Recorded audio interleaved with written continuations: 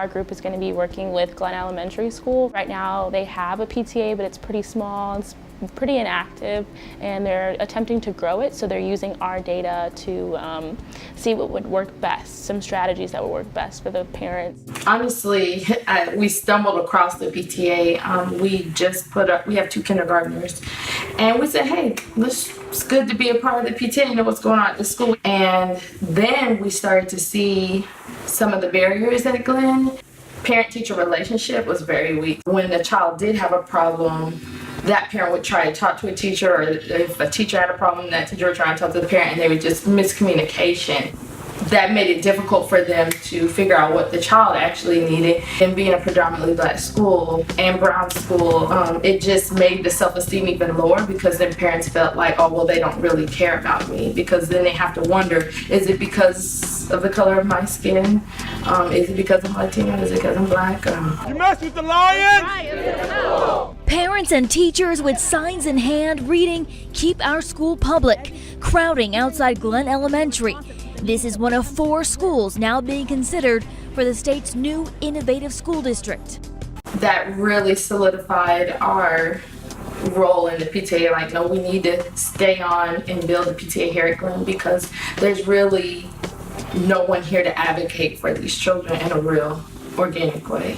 They were able to organize a protest when there was a takeover for Glen School that was initiated from charter schools that were trying to take a hold of Glen because of low scores and low performance. The Glen map is so huge. It reaches all the way from northeast Durham, all the way close to downtown. And so some parents have to travel a lot more than others, which would actually, be impetus for me not to attend PTA meetings.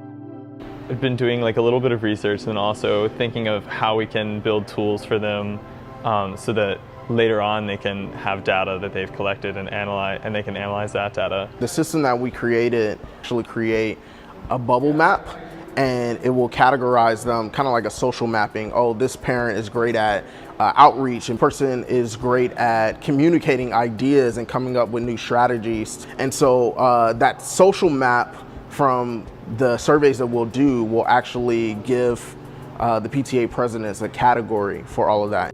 We all went to public school, so working for a public school has been really fun and something that we all like doing. We also all want to be teachers, so we have a lot of common goals. From my experience of talking to Duke students, is it can be insular sometimes and they forget about the community around them. So I'm hoping that this would cause them to be more socially aware. I'm hoping that the relationship will be strengthened that way versus just numbers, calculating numbers, percentages and everything, but actually being able to see the people behind it.